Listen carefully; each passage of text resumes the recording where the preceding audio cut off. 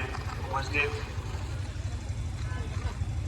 आदिवासी महासभा छत्तीसगढ़ के हमारे मार्गदर्शक, हमारे संरक्षक डॉक्टर सी.डी. बाकला जी, हमारे बीच में सौरभ आदिवासी समाज के ब्लॉक अध्यक्ष जो कि हमारे साथ में हर सुख दुख में हमारे साथ में खड़े रहते हैं, सम्मानीय श्री श्याम सुंदर मरावी जी हमारे बीच में उपस्थित है। हमारे इस परिक्षेत्र के बैगा जी श्री राधेश्याम जगेश्वरी जी, साथ में यहाँ पे मंच में जितने भी हमारे धर्म बहने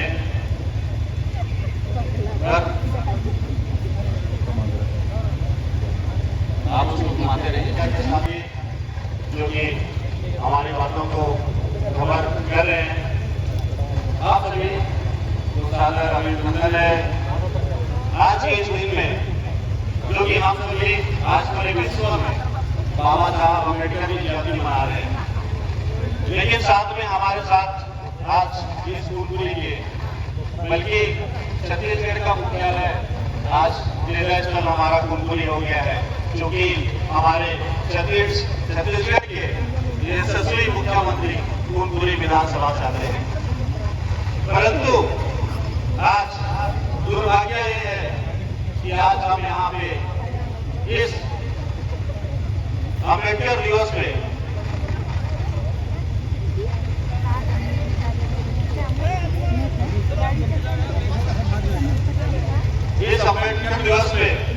हम विरोध प्रदर्शन के यहाँ पे कार्यक्रम बनाए हैं। आप सभी जानते हैं कि विगत कुछ दिनों से इस प्रकार से इस क्षेत्र में बातें उठ रही है, जो हमारा Holi cross of nursing college जो कि यहाँ पे वर्षों से संचालित है। आप सभी यहाँ पे सुने कि होली क्रॉस हॉस्पिटल जो कि 1958 से हमारी इस क्षेत्र के लिए सेवा चिकित्सा का काम कर रही है। उस समय क्षेत्र में किसी प्रकार का कोई भी स्वास्थ्य सेवा का यहाँ पे उपलब्ध नहीं थी। उस समय हमारी इस होली क्रॉस संस्था के सिस्टर यहाँ पर आए और इस जसपुर क्षेत्र में आदिवासी बहुल क्षेत्र में उन्होंने अपना यहाँ पे संस्था स्थापना किया, जो कि होली क्रॉस के नाम से अस्पताल खोला। आप सभी जानते हैं इस प्रकार से हमारे Holi cross of nursing college की संस्था है। सारी चीजें सरकार की गतिविधियों नियम कानून से बंधी होती है। आप सभी जानते हैं कि किसी बच्चे को अगर परीक्षा में बैठना हो तो उसे औसत अनुपात में अपनी उपस्थिति दर्ज करानी होती है, लेकिन जिस प्रकार से शिकायतकर्ता के द्वारा यह शिकायत किया गया कि Holi cross of nursing college की प्रिंसिपल मेरी उपस्थिति होने के बावजूद नहीं भरा गया है। मैं कहना चाहूंगा इस प्रकार से अलग न हो। हमारे उस Holi cross of nursing college में 300 लगभग हमारे बच्चियां वहां पे प्रैक्टिस कर रही है। किसी के साथ में, किसी भी समुदाय के, किसी भी धर्म के साथ में भेदभाव नहीं किया जाता है। जब वहां पे एडमिशन होता है, आप सभी जानते हैं वहां पे हम धर्म नहीं पूछते, लेकिन इस प्रकार से विद्यारोप लगाकर हमें नर्सिंग कॉलेज और पूरे हमारे जो प्राचार्य है पूरे संस्था पर इस प्रकार से आरोप लगाकर उन्होंने अपने झूठ को छुपाने की कोशिश की है। इस प्रकार से हम जानते हैं कि छात्र का उपस्थिति मात्र 32% है, और जैसे कि हम सभी जान रहे हैं कि परीक्षा में बैठने के लिए कम से कम 75% अनुपात की जरूरत हमें होती है। लेकिन जिस प्रकार से परीक्षा में बैठने के लिए छात्र के द्वारा हमारे प्राचार्य को दबाव दिया गया कि हमें परीक्षा में बैठने दी जाए। शिक्षकों के द्वारा और संस्था के द्वारा हमेशा से उसको कहा गया कि आप अपनी उपस्थिति खुद करिए, आप अपने प्रैक्टिकल को खुद करिए, तब बच्चा परीक्षा में बैठेंगे। आपको परीक्षा में बैठने से कोई लक्षित नहीं किया जा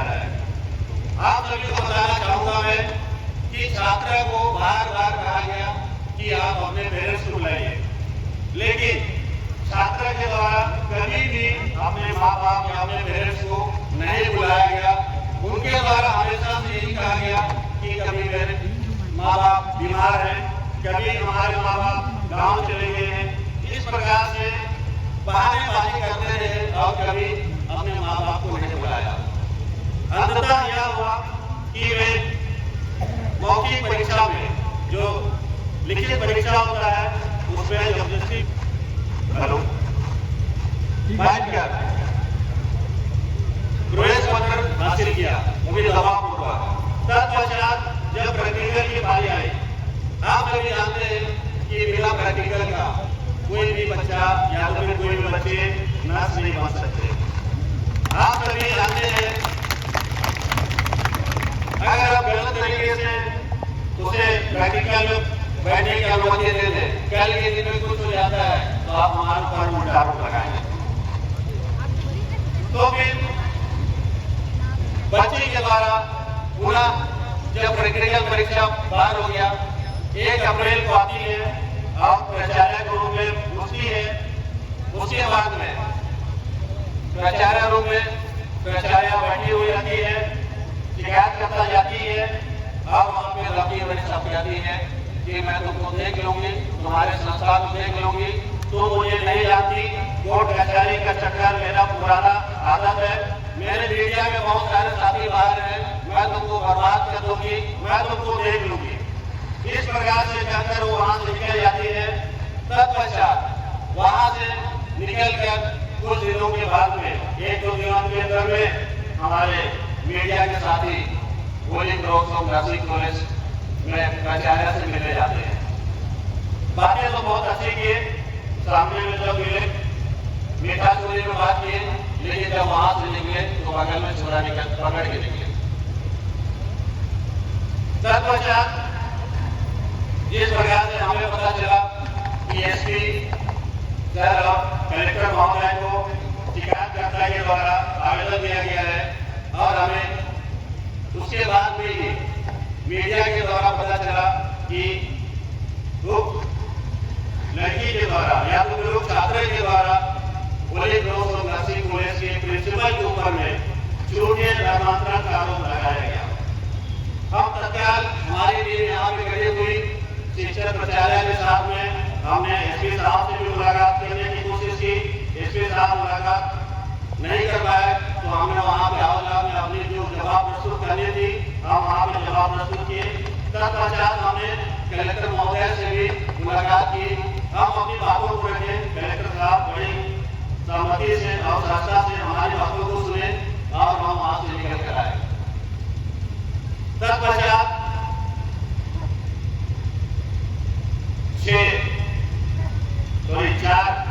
4 अप्रैल को शिकायतकर्ता के द्वारा 6 अप्रैल को शिकायतकर्ता के द्वारा संबंधित पुलिस थाना में अपनी शिकायत प्रस्तुत करती है और उस दिन शिक्षक प्राचार्य के ऊपर में झूठे आरोप लगाकर एफआईआर दर्ज हो जाता है। पता कि यहाँ पे मामला सीसीटीवी बताकर उसको ब्लॉक कर दिया गया है। हमने जवाब प्रस्तुत की। तत्पश्चात हमारे थाना प्रभारी एसडीओपी सर, हमारे अनुविभाग अधिकारी राजस्व को हमने अपना जवाब प्रस्तुत किया। उसी दरमियान कलेक्टर महोदय के द्वारा भी एक टीम गठित की गई, जो कि 4 अप्रैल को उनकी 5 सदस्यों की टीम हमारे संस्था में आती है और विगत 5 साल का दस्तावेज वे पूरे समय के ले जाते हैं। तत्पश्चात हमने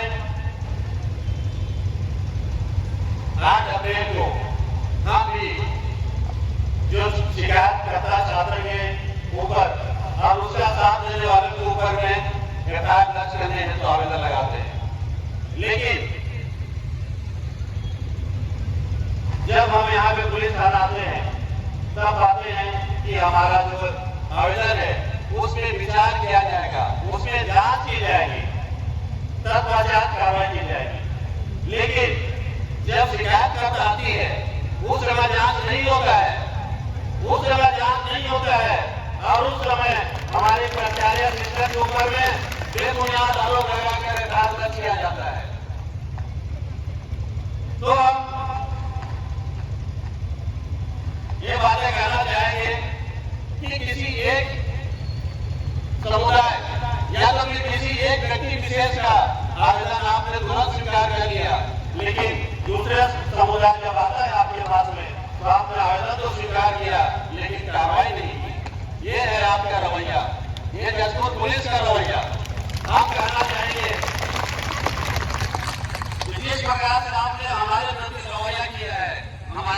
भोले भाले लोगों के प्रति आपका रवैया क्या होता होगा?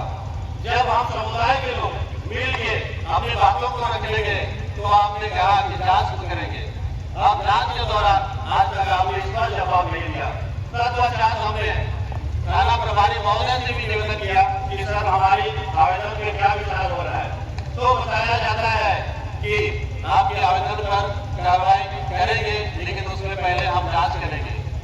हम उसी दिन कहे कि सर सामने वाले का आवेदन आप एक बार में स्वीकार कर लेते हैं और उनका कागजात तुरंत कर लेते हैं, लेकिन हमारा 4 दिन से आवेदन दिया गया है उसमें कुछ कार्रवाई नहीं होती है। उसी दिन हम सभी बोले कि अगर इस प्रकार से रवैया होगा तो फिर हम अपनी बातों को रखने के लिए, अपनी संवैधानिक बातों को रखने के लिए हम रोड को उतारने के लिए विरोध होंगे। थाना प्रभारी के द्वारा कहा जाता है आप स्वतंत्र है अपनी बातों को रखने के लिए। तब आज हम यहाँ पे मैं बताना चाहूंगा, हम यहाँ पे ईसाई समुदाय से आए हुए हैं। हमें यहाँ पे कोई शौक नहीं है रोड में बैठने के लिए, हमारी भोले भाले लोगों को यहाँ पे रहने का कोई शौक नहीं है। मैं बताना चाहूंगा हम चालीसा काल में है और चालीसा काल के इस पूजा सप्ताह में हम आज विगत कल हम खजूर रिवाज माने। इस प्रकार से यीशु की जय जयकार करते हुए यरूशलेम में हमारे यीशु की जय जयकार होती है। आज जब हम मां की न्याय के लिए हम पूरी जैक्सन चौक में अपने मांगों को रखने के लिए हमें भी होंगे। आपको बता दूं जिस प्रकार से हमारे प्रति भेदभाव किया गया, माननीय न्यायालय में प्रकरण लंबित है और चूंकि आज के आप सभी को बताना जरूरी समझूंगा मैं विगत कुछ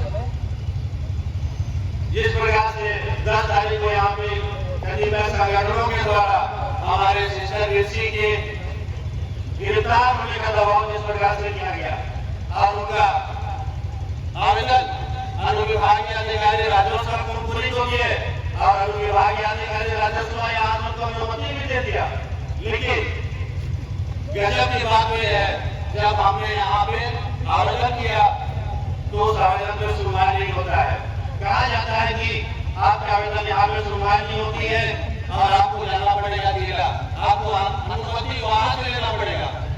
आपसे पूछना चाहूंगा कौन सा संविधान है किसी कतिपय संगठनों को आप तुरंत यहाँ से अनुमति देते हैं और एक समुदाय जो ईसाई समुदाय आपके पास में आता है उसे आप इस प्रकार से नजरअंदाज करते हैं, ये हम चलने नहीं देंगे। इसके लिए हमें पहले जितना भी रोड में लड़ाई लड़ना हो हम लड़ने के लिए तैयार है। आप सभी को बोलना चाहूंगा जिस प्रकार से हमारे संस्थाओं पर बार बार आरोप लगाया जाता है धर्मांतरण धर्मांतरण धर्मांतरण, आप सभी को बताना चाहूंगा मैं ये हमारे इस क्षेत्र में जितने भी शिक्षा है चिकित्सा है, मैं जहां तक सोचता हूँ कोई जसपुर जिले के ऐसा कोई परिवार ना हो क्योंकि हमारी इस मिशन संस्था का सेवा का लाभ ना लिया हो। क्योंकि जिले में जब कोई सरकारी व्यवस्था नहीं थी उस समय यही हमारी मिशनरी संस्था है और आपको शिक्षा और चिकित्सा का सेवा का अवसर दे रहे हैं, जिससे आप सभी और हम सभी यहाँ पे अपनी लाभ ले पा रहे हैं। मैं आप सभी को बताना चाहूंगा यही हमारा मिशन स्कूल है जहाँ से पढ़कर हम सभी और आप सभी आज यहाँ से उनके बड़े बड़े पुस्तकों में विराजमान है। और यहाँ पे जो हमारा पुलिस नर्सिंग कॉलेज और जो हमारा अस्पताल है, आप अभी भी जाके देखिए कितने वहाँ के साहब वहाँ पे एडमिट होंगे और कितने गाइड साहब वहाँ पे एडमिट होंगे। आपको वहाँ पे उपस्थिति रजिस्टर जो कि एडमिशन रजिस्टर है पता चल जाएगा कि वहाँ पे कौन ज्यादा इलाज कराता है। हम इससे ज्यादा नहीं बोलना चाहेंगे क्योंकि मैं चाहता हूँ कि हमारा जो समुदाय है किसी भी धर्म से किसी भी वर्ग से भेदभाव नहीं करता है, लेकिन जिस प्रकार से हमारे ऊपर में गलत आरोप लगता है, गलत लांछन लगता है, हम उसका विरोध करते हैं। जिस प्रकार से हमारे जसपुर जिला के हिंदू तिलक स्वर्गीय दिलीप सुरजेवाला, आप सभी को बताना चाहूंगा रांची सब इंडियन कॉलेज के स्टूडेंट रहे। वे कभी भी स्कूलों पे उन्होंने टीका टिप्पणी नहीं की, क्योंकि वे चाहते थे कि एक अस्पताल है, एक शिक्षा है, जो कि वो शिक्षा का मंदिर है, एक अस्पताल है जहाँ पे किसी भी वर्गों के भेदभाव के साथ में वहाँ पे इलाज किया जाता है। लेकिन जिस प्रकार से जसपुर जिले में हमारे माननीय मुख्यमंत्री यशस्वी मुख्यमंत्री का गृह जिला है, आज वहाँ पे हम सभी उनके विधानसभा के लोग आगे यहाँ पे अपनी मांगों को रखने के लिए हम मजबूर हैं और हम उनसे मांग करते हैं कि इस प्रकार से झूठी आरोप लगाना बंद करें और हमारे संस्थाओं पर जिस प्रकार से लांछन के आरोप लगा रहे हैं वो सारी चीजें बंद हो। और जिस प्रकार से हमारे संस्थाओं में जो बच्चे पढ़ रहे हैं उसमें अविश्वास, भय, डर का माहौल पैदा हुआ है। आपके कारणों से आज ये सारी समस्याएं पैदा हुई है। मैं चाहूंगा आप अपने क्षेत्र को शांतिपूर्वक भाईचारा से जीने दें, जो सौहार्द बनाए रखे हैं। मैं आप सभी को बताना चाहूंगा इस क्षेत्र में हम ईसाई समुदाय के लोग 22% लगभग में हम यहाँ पे विराजमान है, लेकिन इस 22% की आबादी यहाँ की अर्थव्यवस्था में अहम भूमिका रखती है। जिस दिन हम अपनी औकात में आ जाएंगे, अच्छे को पानी पिला देंगे, लेकिन मैं दावे के साथ में करता हूँ। जैसे हम सभी बोलते हैं, जो हमारा साथ नहीं, जो हमारा साथ नहीं, हम उसके साथ नहीं।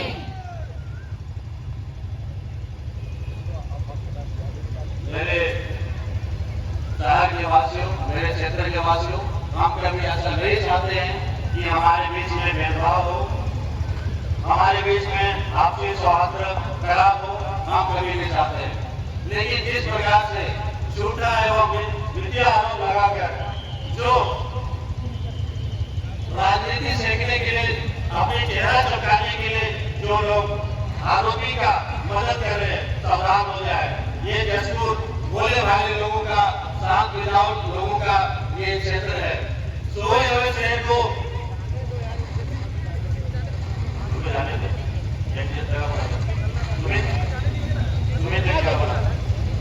हमारे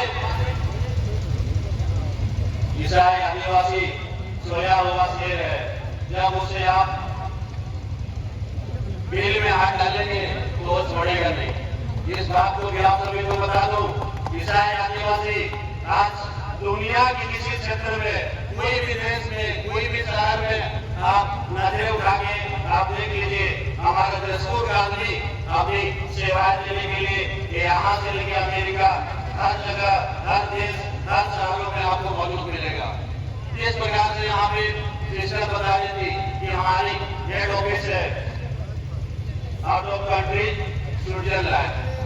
आप सभी जानते हैं कि हमारा सेवा का क्षेत्र सिर्फ यहाँ पे नहीं, क्योंकि हम एक मानव धर्म मानने वाले इंसान है, हम ईसाइयत को मानने वाले इंसान है।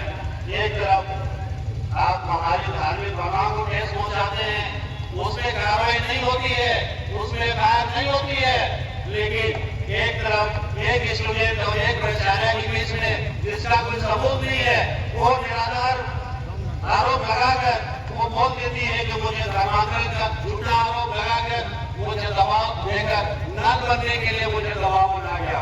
वाह रे वाह, हमारी लड़कियां क्या मर गई, हमारी